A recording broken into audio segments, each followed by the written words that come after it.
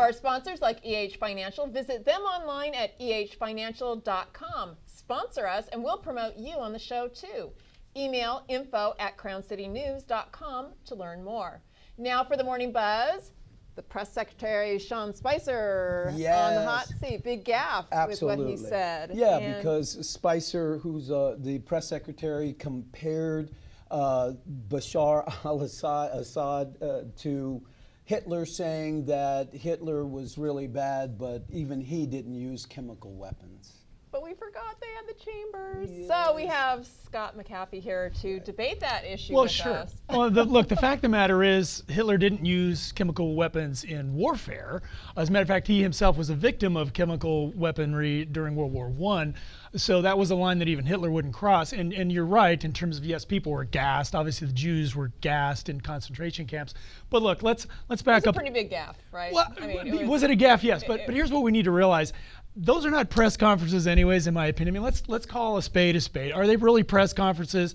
95% of the people in there are basically leftist activists that are there to do one thing, and that's discredit Trump, make him look silly, and ask Sean Spicer a lot of gotcha questions and make him look foolish as well. So they've been waiting for any little opportunity they can to like grab a hold of this guy and say, hey, we finally got something, let's run with it. Go ahead. With all due respect. Yes. 6 million people fried is not some little mistake. This is fourth grade history. There's third graders, second graders understand that. If you've ever been to Israel, you know 5-year-olds are well aware. We're not talking about some little small thing, but absolutely not aware of simple history. Sure, and I have been to Israel. I know as much as I can know about that part of the world and what happened historically. But do you think Sean Spicer didn't know that? I do. Yeah.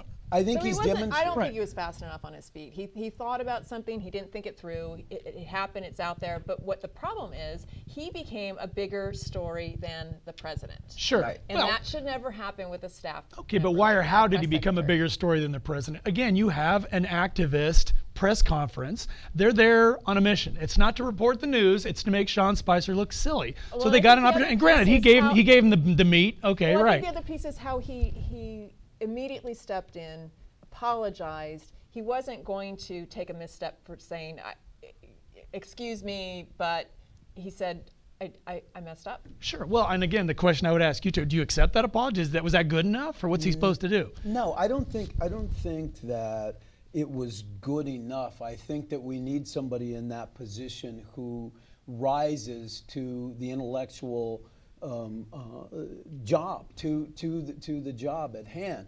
We have a president who does not have a lot of historical. We didn't expect that. We knew that. He's learning. He's a pretty quick study.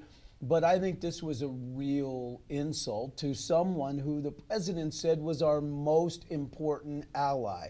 I don't think that, and I've spoken to a number of Israelis who don't exactly feel that statement reflected that Israel is our most important ally. Sure. Well, I think Israelis are excited about Trump being the president. That much I can tell you from the Israelis that I've talked to, the people that I know. But again, coming back to Sean Spicer, it's like, okay, well, granted, going into that position, you got to know what you're in for, right? You got to know that your job is to deflect, it's to give the best presentation of the president and his policies you possibly can, and know that 95% of the people out there want to make you look stupid. So, well, would you include the person who gave him an opportunity to correct himself? Because the reporter immediately said, Mr. Spicer, are you sure you want to stick with that comment? And he then made another gaffe. So sure. Well, again, go ahead. No, I just think I think the press is so tough. Yes. With this particular group in office right now, and I think he became defensive. All I'm saying is if one of Obama's press secretaries, including the last one, Doogie Howser, all the rest of those guys, which I thought were complete morons, if any of them had said something like that, you wouldn't even heard a peep about it. Wow. You just wouldn't. And you're probably right. You know what I mean? Scott McAfee. You got to come back. We'll debate Sounds that good. point. Love it. Sounds great. Thanks. Coming up, a chance to meet some creepy crawler creatures. I know, the Riverside Insect Fair is coming up, and we have the organizer, Kelsey Shaw. She's going to come and talk about all of her little creepy crawly friends. I love it. Next. That's great.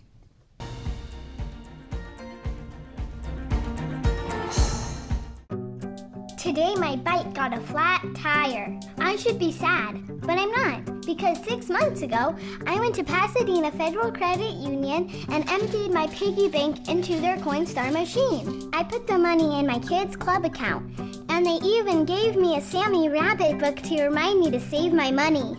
Dad says he and Mom can save money too in their new savings account. Now I have enough to pay for a new tire, and I still have money left over.